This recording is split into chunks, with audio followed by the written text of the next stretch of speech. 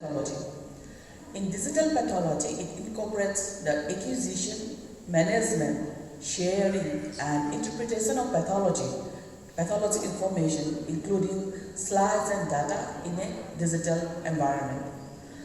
Digital slides are created when glass slides are captured with a scanning device to provide a high-resolution digital image that can be viewed on a computer screen or mobile device.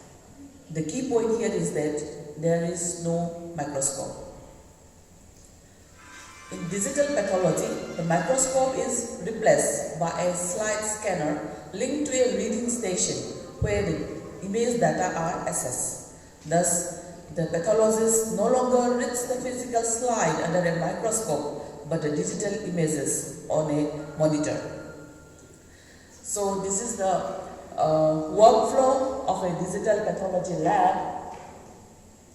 Here it started with the production of the tissue slide in the histopathology lab, and the slides are ready.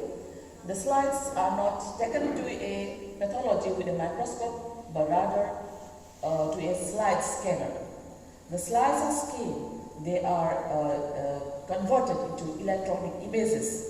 The data is stored in a computer, and these data, they are taken to a computer with a particular software, and this from those computers with particular software, they are examined by a pathologist.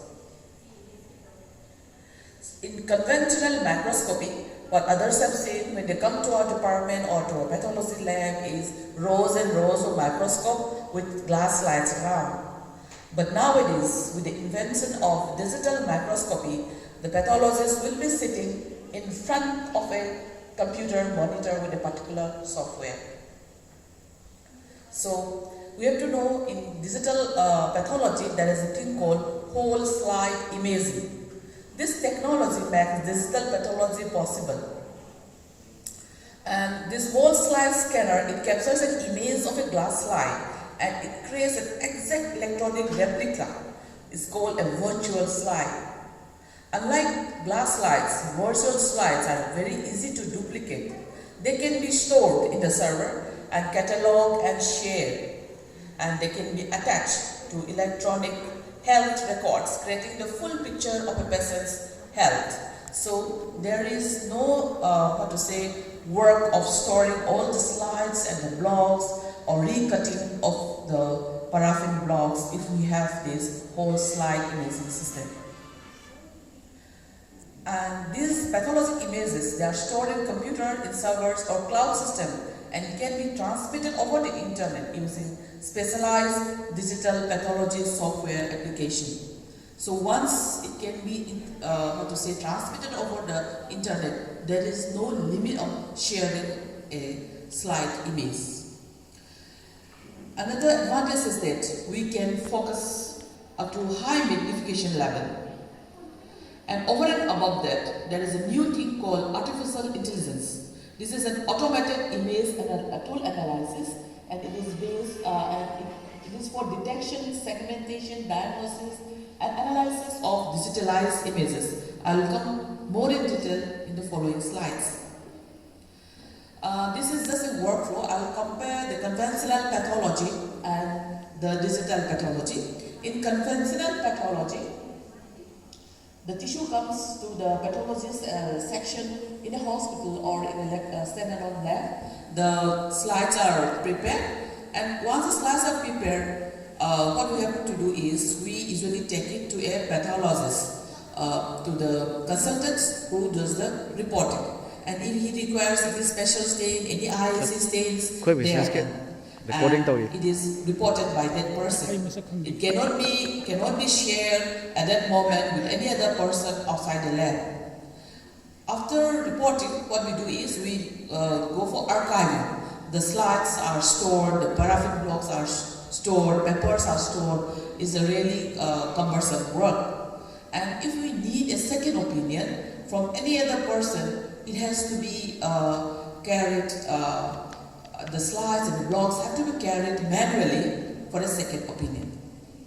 Whereas in case of digital pathology, once the slides are prepared, it won't be taken to a pathologist. Rather, it will be taken to a computer scanner, and it is scanned, and then the data goes to a server. After receiving the server, it can be reported by any person if connected to an internet. It can be in the hospital itself, or it can be in a stand-alone lab, or it can be a person at home, sitting at home. So we can work from home if we have this. Okay? And after that, the report will be given to the clinicians. And this data, they are archived. So we don't need to worry about recut or restaining after a few years if we require for any other study. We need to go only to the digitalized image, retrieve it, and go for, again, review. So what are the steps? The first one is we need a scanner. Of course, it is very expensive, but still we can use it. So this is a scanner. We put the slides into the scanner, and the machine will scan it. Once it is scanned, it will go to the server, and we need a monitor with a particular software to understand the images. Then how do we do? Then after reporting, we can give it. We can keep it in, for archival, and anytime we want to do any retrospective study, we can retrieve it. And if anybody wants a second opinion from any person, it can be given as a digital image. But that software has to be there in that monitor. And not only that, this is manual